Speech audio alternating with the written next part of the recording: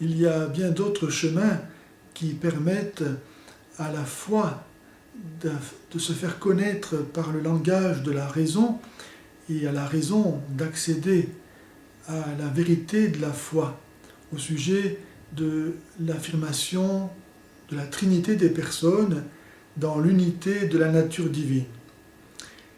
Ainsi, par exemple, en partant du monde tel qu'il est, nous pouvons constater qu'il y a dans celui-ci un ordre, un programme, une raison, des lois qui fait que ce monde est intelligible.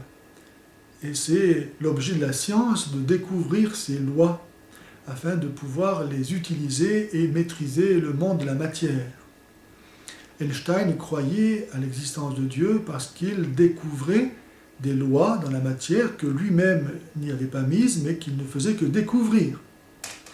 Et parce qu'il y a donc dans la création une loi, un ordre, une raison, un langage ou un verbe, nous pouvons penser qu'en Dieu, il y a aussi une raison, un logos, un verbe, une pensée.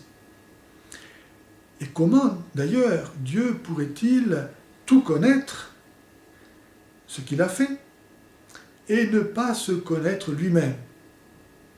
Il y a en Dieu Dieu et la pensée que Dieu a de lui-même. Dieu se connaît nécessairement lui-même, sans quoi il ne serait pas parfait, puisqu'il y aurait quelque chose qu'il ne connaîtrait pas. Et en plus, ça serait lui-même. Donc il y a en Dieu Dieu et la connaissance de Dieu.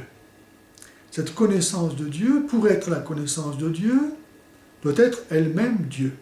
Car Dieu seul peut dire, peut exprimer qui est Dieu. Et c'est ce que nous disons lorsque nous disons que le Verbe de Dieu est Dieu, que Jésus, qui est la parole de Dieu, qui est l'engendré, est Dieu.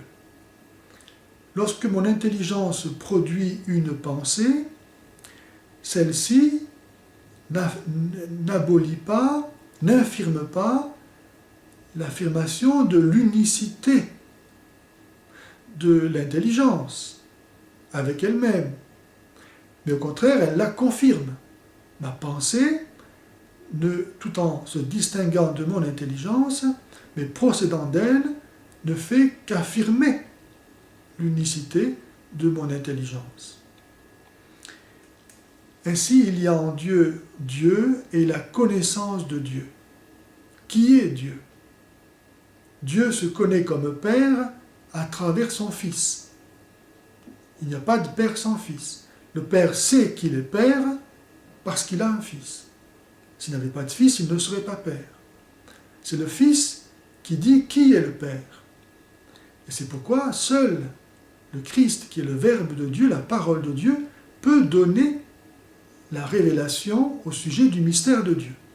Jésus le dit dans l'Évangile, « Nul ne connaît le Père sinon le Fils, et celui à qui le Fils veut le révéler. »